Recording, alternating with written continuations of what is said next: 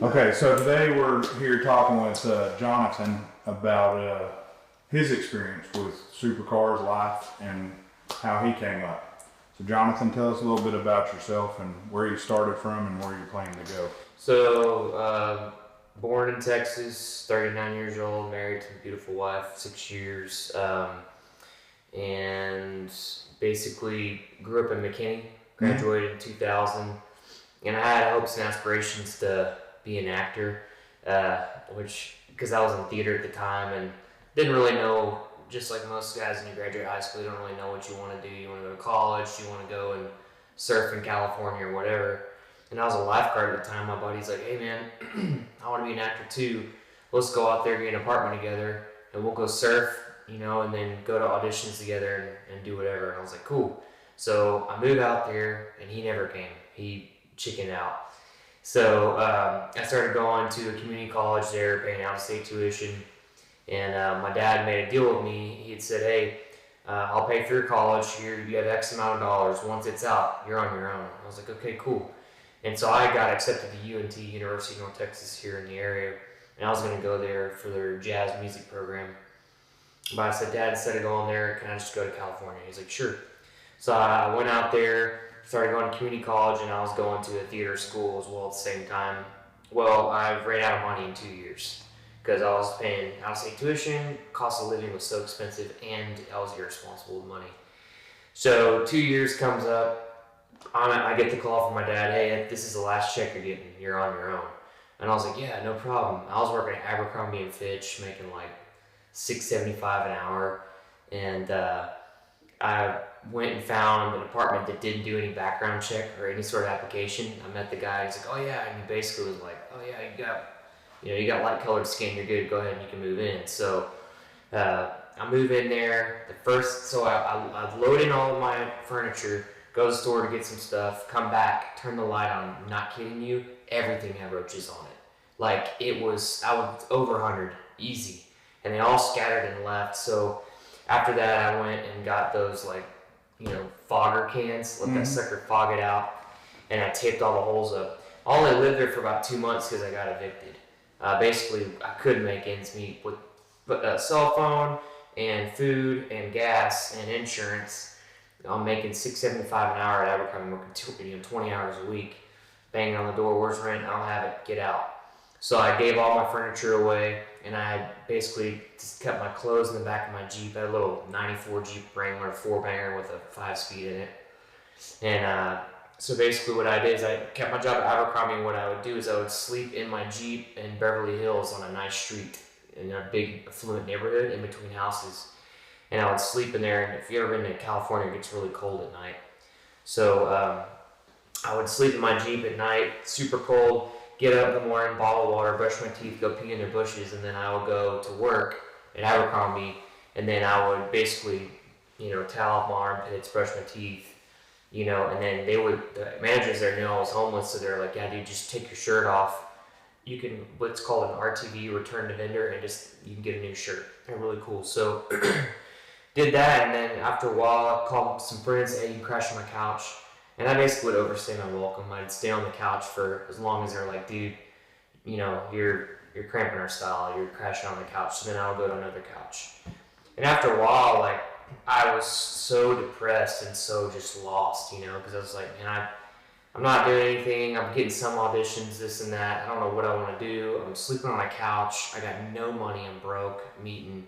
I would go buy ramen noodles and a can of beans and a can of corn and some Vienna sausages, take the ramen noodles, heat that up, and then I would mix the vegetables on to kind of make like this stew. And then when I couldn't afford that, I would go to this place called El Pollo Loco, and I would go get their BRC, beans, rice, and cheese. At the time, I think it was like 69 cents. And so I was eating those just to get by. Eventually, I was fed up. I didn't have any more couches to surf on. I was tired of sleeping in my Jeep. Called my dad and said, hey, can I move back? He goes, yeah, you can move back, but you got to pay this much rent. You got to clean the bathrooms every week, and you don't get to eat my food. You have to have your own food. I said, done. A deal. So I moved back home and got my old lifeguarding job back. And at this time, I had a different focus because I was like, well, I don't know what the hell I want to do, but I need to work hard, whatever it is. So I got my lifeguard job back, worked my way up to an aquatics coordinator position, which I was making a whopping $10 an hour. And basically, I realized I was at the cap of what I was going to be able to do there. And the next step was aquatics director, but it was real political, and I was like, well, I really want to be an aquatics director and make $20,000 a year, doing, overseeing people swimming in the pool. So at the time, my dad basically was in the corporate executive side of retail. He was Reebok, Nike, a bunch of different companies. He said, hey, have you ever thought about going and moving into my career field? And I was like, at the time, sure, because I was good at selling, just something I was natural at. So I got a job with this company called The Buckle, or you heard of Buckle. But went and applied. They had a manager and training position. I moved up real quick, got hired on. Then started managing stores all throughout the Texas area, Dallas-Fort Worth, and I was even in Amarillo, Wichita Falls area as well. Managed all the stores. I did that for 9 years, and the benefit with that job is I learned a lot about leadership, because I didn't really know how to lead people. Yeah. And they really had a great program about, how to teach you to motivate people, how to practice what you preach, how to lead by example. But what's great about the business is you get a percentage of the company's net profits. So I got a decent little salary, like $40,000 salary, but then I would get a percentage of the net profits. So everything that I did in that store, which would include my hour investment, who I hired, who I fired, how I managed the payroll, how I did all the displays, how we helped the clientele, determined my bonus at the end of the year. So I made great money. And that was the first time I really made good money. So my dad had always taught me, hey, if you get a big fat check, pretend like you're never going to get it again and save it, right? So I at least did that. I got myself in a position where I was able to buy my first cool car, if you will, which was a 2005, I believe, Infiniti G35 Coupe. I don't know if you remember those. Mm-hmm. And a dark space gray with black leather, and it was like that. I've never had leather seats before, and it had air conditioning because my Jeep didn't have air conditioning. And my first car was a 1970 Plymouth Duster, which I bought in cash. It was a 340 cubic inch V8, had a 4-wheel carb on it, hooker headers, thrust turbo mufflers. It was a 3-on-the-tree brought down the floor. So that was your first cool car. Yeah, it was. Well, I totaled it in 3 months. Oh. Yeah. Typical 16-year-old, but the interesting part was every car that I've ever wrecked, I do by myself, showing off by myself. So there's no one, it's the weirdest thing. So the Duster, I was driving down the road in the rain on a corner, and I was like, I'm going to goose it and, try to drift the turn. Mm-hmm. Well, I overcorrected, the car started slapping back and forth and went in a ditch, hit a tree and a sign. Then my Jeep, I was out by myself and going over a bridge that was covered in ice in 2-wheel drive, not 4-wheel drive, and I goosed it and slammed the side of the bridge.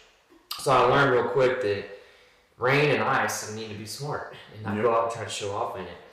But backtracking to in retail, so I did that for 9 years, and it was a great job, but it was also a job where I was working 70 hours a week. Mm-hmm. And nothing wrong with that.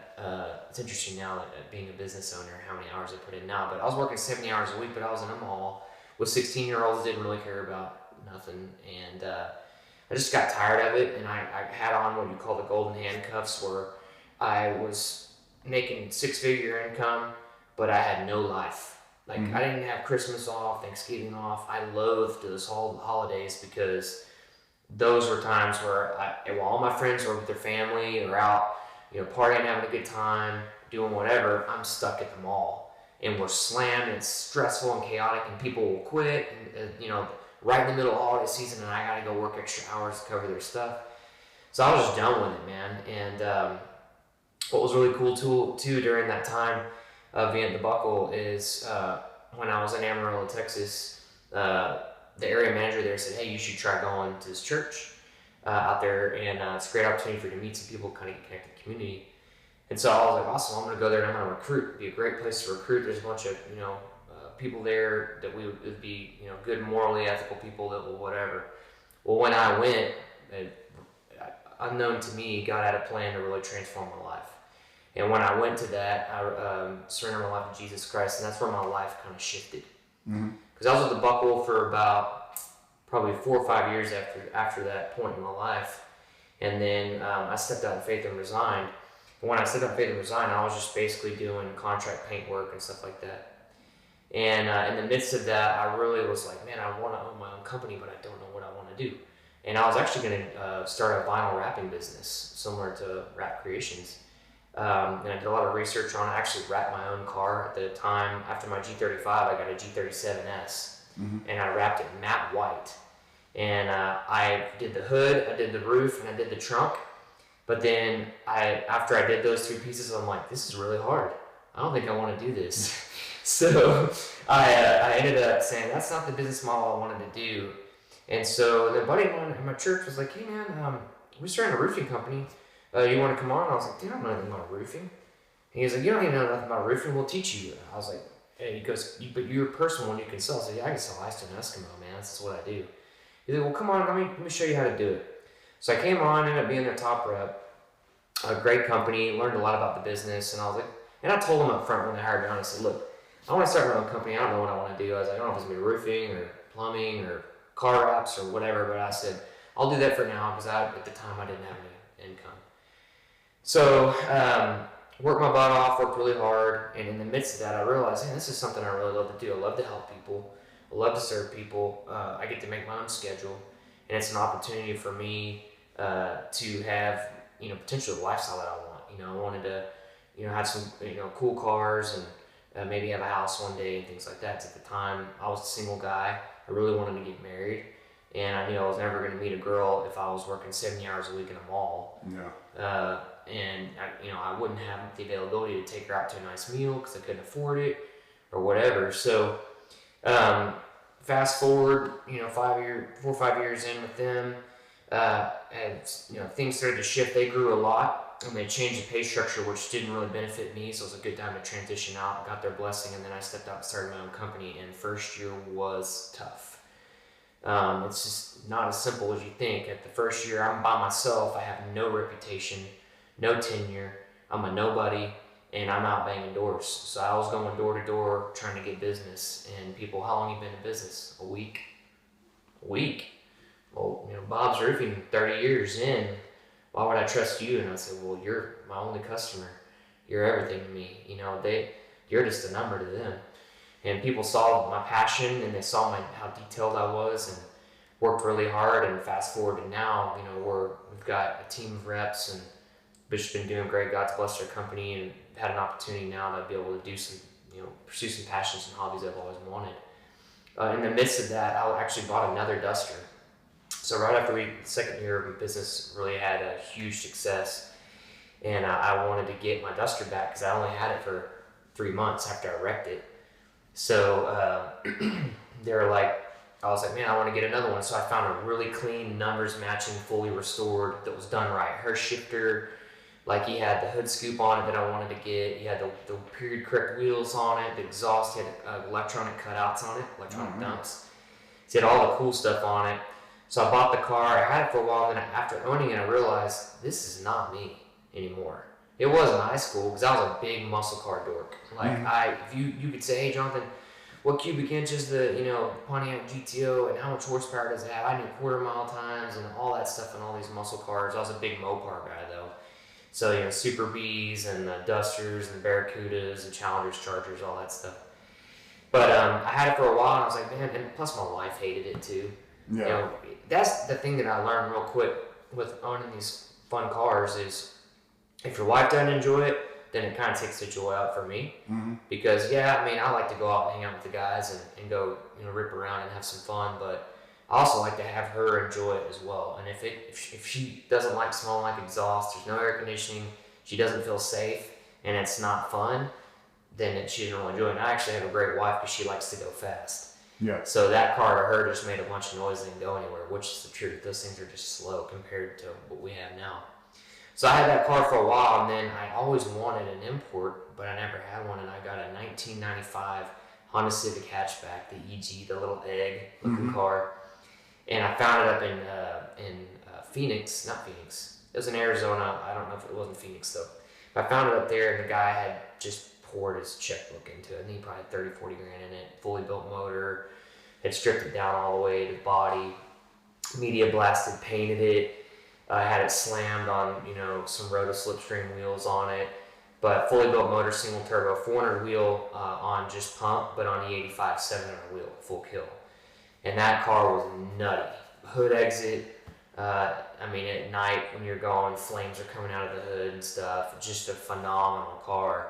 Once again, though, no air conditioning, no power steering. You're breathing ethanol the whole time. But that car really was a head turner because a lot of guys could relate to that car because it's affordable, it's attainable car. Mm-hmm. And I probably still will get another one, but I want to get one that has full exhaust, but I want all-wheel drive. And air conditioning? Yeah, maybe. I want air conditioning, but realistically, those motors, when you're running AC on them, it puts a lot of stress on them, especially if you have high boost. So I had that car, sold that, and then I got my first kind of really nice car. Was a BMW M4 competition, and that car was gorgeous, mineral white, black interior, and I just did a bunch of aesthetic mods on it. But at that time, we were having success, and what I was kind of slowly doing was playing the tax game, because I was bumping my way up, and as I was buying these cars, I was able to basically trade that in and save on the taxes and just slowly work my way up. So I had that M4 for a little bit.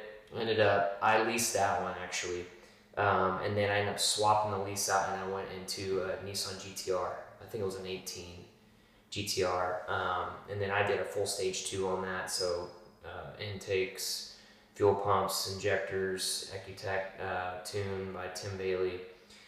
Did Jotex wheels on there with Nitto and TO5s, the right wheels or tires on there. Full exhaust with titanium tips, and that car was really fast car. But I always, even from back when VF Engineering was doing supercharger builds on E92 M3s, I always wanted a VF Engineering car. And I remember seeing, guys on YouTube stuff with VF Engineering superchargers. I'm like, man, I want either a Huracan or an R8. I just want a VF Engineering supercharger because they're bulletproof. You can beat the crap out of them, and they're super fun. And I still wanted the all-wheel drive because that GTR just hooked really well. And so my buddy Nick Rocks at Nick Rocks on Instagram has sent me this link and said, dude, check this out. This car's up for sale. Well, it was actually a YouTube creator. He had all these crazy cars, and he had this one up for sale, and it popped up, and I was like, that's it, man. Because I had spent a lot of money in modifications on the M4 and on the GTR, and I really was like, I don't want to lose money again on mods. I want to find someone that's already tastefully modded it really well. And this guy had done everything. Wheels, tires, suspension, exhaust, VF Engineering supercharger, wrap, interior mods, and I was like, that's it. So I basically was able to buy that car and save, having to pour all that money in there and losing it, and I absolutely love it. So, but thinking back, if you were to ask me back in high school or even, 8 years ago, if I would have ever owned a car like that, I'd have told you there's no way. It's interesting though, I learned a lot when I started going into the car scene, talking to guys like you and other guys that own those cars. There's so many interesting ways to finance them that actually makes a lot of sense, and it's actually more affordable than you would think to own one. So that's my, I guess, journey, if you will, my life journey financially, but also my journey into cars. But if I backtrack again, if you said, well, Jonathan, where did your interest start with cars in the first place?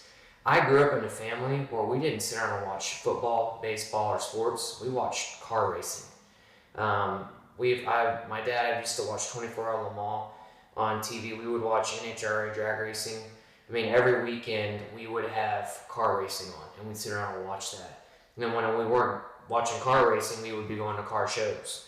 Or I would have Mopar magazines coming in, and I'm studying all the cars in there, things like that. My brother had an LS Integra that he built up and modified. He had an old 1970 Volkswagen Beetle that he slammed and did a bunch of stuff to the engine and stuff. But we just loved cars. If you go back even earlier, I had probably 200 or 300 Matchbox cars that I kept in pristine condition and I would play with. And that was just my thing. And I always wanted to go into go-kart do go-karting and then move into professional racing. But my dad just, didn't have the time or the funds for us to be able to do that. And so I guess now being able to do, car events, supercar racing, I even actually had a shifter kart there for a while out on a track here at NTK. I'm able to fulfill a lot of the childhood dreams that I had and things like that. So here I am. You got into cars your whole life. You've been into cars. You lived in a Jeep in California, pursuing your dreams. What age were you when you started your roofing company?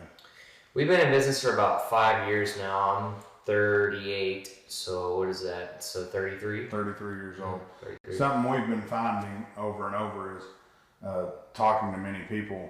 You hear a lot of people nowadays give up, at 30. Like 30 is the dead age. Yeah. 30 and 40. In between those years, people are, my life's over. Yeah.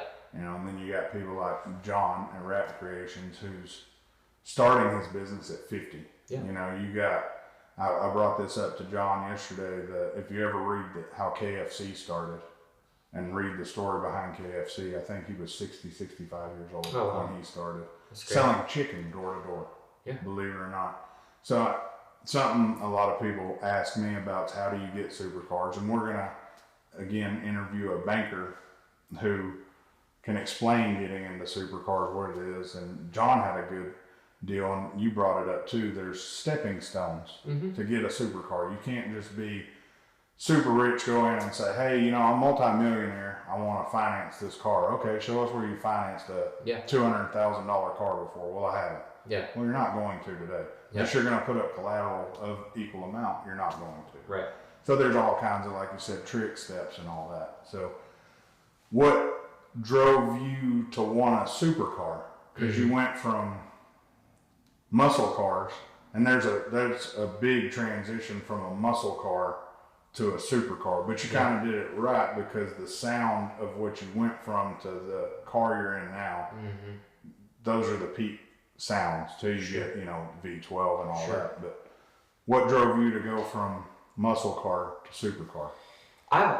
For me, if someone, I don't know if you've met guys who are like, I'm a Ford guy or I'm a Chevy guy. I'm like, that's cool. I'm an all cars guy. That's all right. But I am a performance guy. So whatever car that I had, I wanted the performance aspect of it. And I also, being creative car culture, that's the name of my Instagram, I'm all about creativity in the cars. So for me, you need to make it unique and make it your own. So how you do your wheels and wheels are such a particular thing because wheels can make or break a vehicle. The offset, the diameter, the color of the wheel, how it works with what you've got, to aero, to modifications. I've always been into, and this is going to contradict what I drive, but I've always been into I like the subtle modifications, or when you go up to the car and you kind of like, only the car guy is going to notice that, like, oh yeah, he blacked out those side markers there, or oh yeah, I like how he, converted this to that or whatever, just the little subtle details. To me, I think that's what sets the car guy apart from the guy that wants to be the car guy but isn't. Like, I give you an example, like, and I'm not ripping on anyone that has a yellow car, but you see the guy that like goes out and just buys the yellow Lamborghini because it's flashy and it's a Lamborghini. And then you go and ask them about it. They don't know anything about it at all. I don't know, man. It's just fast. I just drive it, And I'm like, and there's nothing wrong with that. That's fine, cool, But for me, I like to know the ins and outs of how it works. I like to know the stats on it. I'm that kind of a car nerd, I guess you could say. I'm into all of that. But yes, it was a huge transition from my 1970 Duster that corners like crap, has drum brakes, is loud, smells like gas, is slow, to a car where, you've got carbon ceramic brakes. You can stop on a dime. I have 0 to 60 in 2.3 seconds, and you can go 180 miles an hour and look down and not even realize it. You can take your hands off the wheel if you wanted to. Yeah. These cars are made to perform. And for me, it was always the performance aspect of it, the handling aspect of it too, that I really enjoyed. So it was kind of the stepping stones. But I never was really able to afford, obviously, that stuff in the earlier ages, but I knew those are performance things that I wanted to experience. And I guess as I've gotten older, I kind of enjoy it's like when you go to a buffet, you want to have a little bit of everything at the buffet, and I'm kind of just sampling all these different things that I like. Mm-hmm. And so that's kind of where I've gotten to, and it's also too can kind of be to a downfall or a deficit. You probably met a lot of guys where they'll go through cars, right? They'll buy one in 3 months. Yeah, That's me. Yeah, 3 months, 6 months later, you get a car and you're like, all right, now I'm bored. Yeah. You know, I'm gonna go get the next one. Oh, now I'm bored. I'm gonna get the next one. And I used to make fun of those guys, but now I kind of get it. And I wouldn't call it a disease. It's just one of those things where you get the car and it's the excitement of the purchase, and you get it and you drive it and you enjoy it and you love it. But then you're like, okay, cool, this was fun. Like, I had a great time, but I'm ready to move on to something new and exciting. And so, obviously the goal will be to have multiple cars to be able to enjoy. But it's just kind of figuring out what works best for you. One of my buddies makes fun of me all the time, and he's like, "Oh, you'll never, you'll have a new car in 3 months," and kind of makes fun of me. But I'm like, well, it's just kind of my hobby. It's just what I do. It's what I enjoy. I tell my wife sometimes, because I'm in general contracting, and it's not a secret. General contracting it's a fun job, but it's a tough job, And so that car is kind of a reward for my effort. It's my serenity, when I'm on the weekends to go out and... It's a stress relief. Yeah, go out and pound the pavement, get some adrenaline going, hang out with the car guys, just talk about cars. It takes my mind off business, and I'm focused on cars, and I really enjoy that. It's like a passion for me.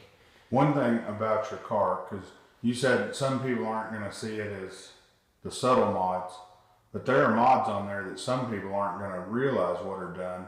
Yep. Like, for one, if I remember right, the shifter's done. Mm-hmm. Some people would never notice that. Yep. I believe the wings changed out. Mm-hmm. Some people would never notice that because of what you have. Yeah. It comes with that. But being as, I guess you called it like a car geek when it comes to these things, you see it and you're like, oh, he did this. This.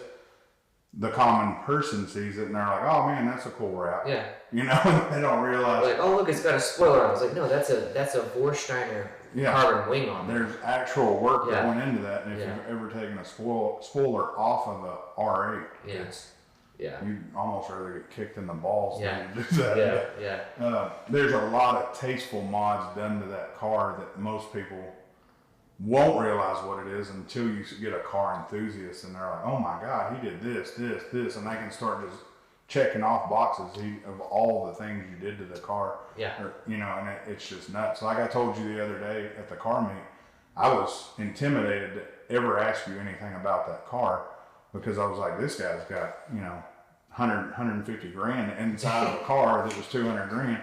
I want to talk to him. And then we meet and you're like down to earth, cool guy. And that's part of what this series is about, letting people realize that not all supercar owners are just the guy you can't walk up to. The guy you like, oh man, he drives this, I don't want to talk to him. For me, it's a kid. When a kid walks up, can I sit in your car? Yeah. And the parents, don't touch this, don't touch that. Worst thing you can do is break it and I'll fix it, you know? But that can drive that kid to want into that car culture of supercars, Porsches, whatever. And there's dealers that won't let them go in their cars. There's owners that are like, no, stay the hell away from my car. You got sticky hands. I also got alcohol wipes. I can wipe it off. It can be clean. And to me, that's how you are. You're the type of guy, not just young, not old, but anybody who's involved in cars. When we were outside, you mentioned one thing you love to do in a crowd, and what is that? I like to connect people. I've always been the kind of guy where if I see someone there and you can tell they kind of want to be a part of it, but maybe they're introverted or they're kind of shy, I like to introduce myself, get to know them, and then I like to introduce them to other people, and I try to find common ground. An example is I met this gentleman. He was at a show just hanging out, and I asked him, he was standing by a 2020 R8 Plus, and I said, hey, is that your car? And he goes, yeah, man, it's my car, really cool. What's your name? And he said his name was Mike. I introduced myself. And he's like, yeah, man, I just got a VF Engineering Supercharger. I'm like, you just got a 2020 Supercharge? Come to find out, I get to know him. The dude's a Navy SEAL, he's got a YouTube channel, trains dogs, all that stuff. I said, dude, you gotta meet Matt. He had an R8. He's getting the 720. He had a supercharged Huracan. So I started introducing him to everybody and just finding that common ground. And I've always been that way, but I think back to your earlier point about supercar owners, you just assume they're kind of like tools, you know. Mm-hmm. And there are some that are tools. I say it's a 90-10 rule. Yeah. That's what I keep telling everybody. It's about 90% are great people, and then there's the 10% that you just want backhand. Yeah. You know? Yeah. They're tools. Like they're pompous and, you know, but that's just like, that's in life. You have cool people and you have jerks. But for the most part, a lot of the guys that are there, they're there for community. They're there for sometimes too for business connections, but they're there just to hang out and get their mind off business. A lot of those guys that own their cars, they're entrepreneurs or they're C-level execs or whatever, and they don't want to think about work.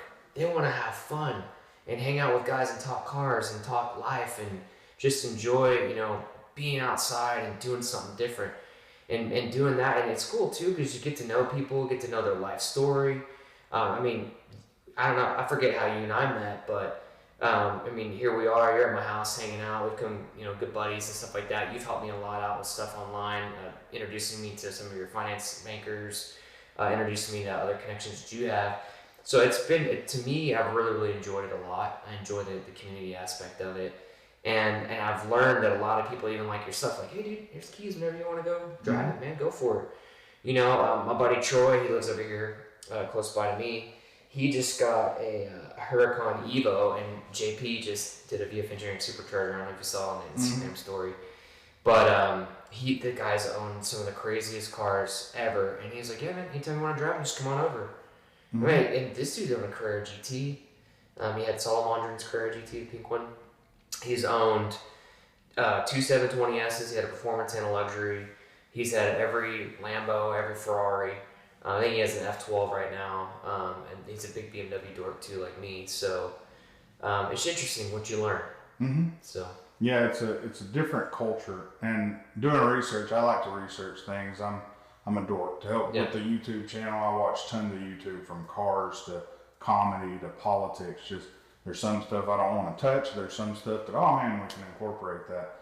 And it's the same thing with cars. So I was like, supercar ownership. How long is it? What's the average?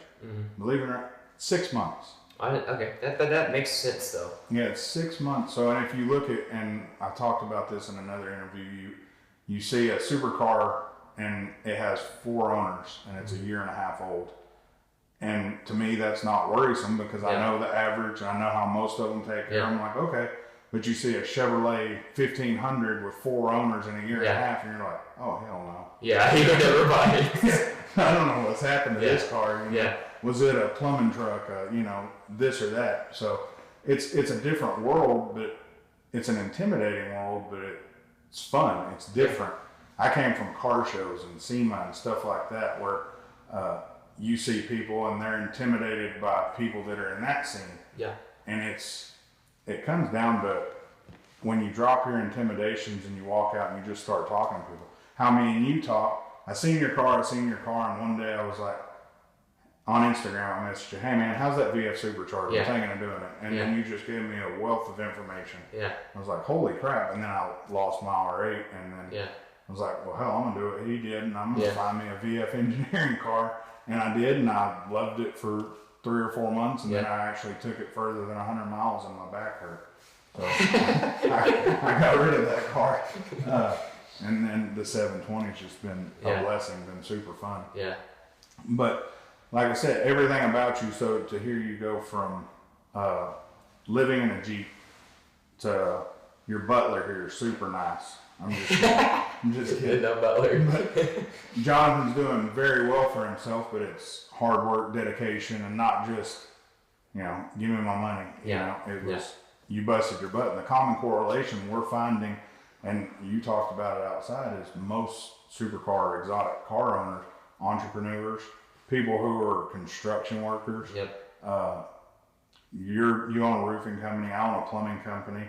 I met another guy the other day, he was a general contractor, and it's just, you start to realize the common thing here is 75 to 80% of us earned these cars. We went out and busted our butts. We didn't just, oh man, I want a car, I wonder if my mom will give me a loan, you know, or my dad will give me a loan. So hearing your story, especially yours, actually kind of lines up a lot with David's and some others we've heard. So it's inspiring, and I hope everybody that watches gets something out of that as well. Yeah, I do too. And your Instagram handle, it will be at the very front of this. I'll make sure it's on there. And guys, make sure you go subscribe to his Instagram. It puts up some really, really cool stuff. Is there anything else you want to tell people? Well, I think the biggest thing is that nothing negates hard work. If you put in hard work, you do the right thing, show up when you say you're going to show up, be the right person, do the right thing, and work hard, and you set goals, you can attain any of it. There's no limitations. We live in such a great country to where we can go out and you can start your own business and you can really make anything attainable. But it's hard work, and it's being smart with your money too. There's a quote that I like to live by, which is, "Don't go broke trying to look rich." So you see some of these guys I've seen where they're driving a $200,000 car, but they live in an apartment. Nothing wrong with that, but it's like, don't try to look like you're successful. Take your time, work your way up. You know what I mean? And a lot of the guys too that I've met, going back to your earlier point, is being cool with people. As you owning a 720 and me having an R8, is a lot of these guys like, man, what is it going to take? How do I get to where you're at, man? And it's just simple. It's hard work, finding out what you're passionate about and doing that. But what's great about guys like you and I and a lot of the guys I've met is that I love talking to those guys. I love telling them about the car. I love giving photographers an opportunity to photograph the car, and they're just so appreciative. Thanks for helping me do my portfolio. Dude, anytime, man. I'm trying to help them get a start. So that would be my 10 cents, is just hard work, being the right guy or girl, doing the right thing, saying what you're going to do what you say you're going to do, show up on time, be reliable, and sky's the limit, man, what you can do. Yeah. One of the things I was told coming up in sales, because I learned my management from Papa John's, which is crazy. And then I moved up into sales, and I'm like you, I can go in and adapt to any type of situation, learn how to sell that situation or whatever I'm selling. And my boss one day told me, I like that you're always on time. I'd be that guy who'd sit outside of the fence and be like, okay, it's time, and turn in. And he said, but if you're on time, you're late. Yeah. And I was like, huh? Yeah. And he said, in a sales world, if you're on time, you're late. And I always take that to, I can be on time to everybody, and I'll tell them, man, I'm sorry I'm late. And it's, dude, you're a minute early. You're a minute early, yeah. But, and the fact that you said you hit walls starting out, some people think when you start a business, it's just smooth sailing. I started a business, where's my $1 million? I got my tax ID. Does the government send me this check? No. It's actually, that tax ID now costs you about $5,000 so you can get all your lawyers and everything else lined up. So go put in the work. And something I learned from you today was that when you knocked on that door and someone said, well, you've been in business 2 weeks, they've been in business 30 years. Why do I use you? And you're my only customer. I have to take care of you. That right there speaks volumes to how you got to where you are today. So you carry that in your life, any of you guys, and it's going to get you somewhere. For sure. So, well, cool deal. Yeah. Thanks for the interview. Nothing else? You good? I'm good, man. Okay. He's starting a YouTube channel. It's already up, right? It's up. I don't have any content on it yet. It's the same as my Instagram handle to make it easy. So we'll see what happens with it. Okay. So just for fun. Okay. So he'll be doing that. Anything we can do to help, we'll do it. We're going to get some races in with his R8 versus the 720. And then we're going to talk him into getting a 720 or something else. He's got his eye on a few things. So we'll see what happens. Yeah, we'll have to see his next journey, and we'll film that as well. So thanks a lot, Jonathan. And I guess we'll see you at the next meet. Absolutely.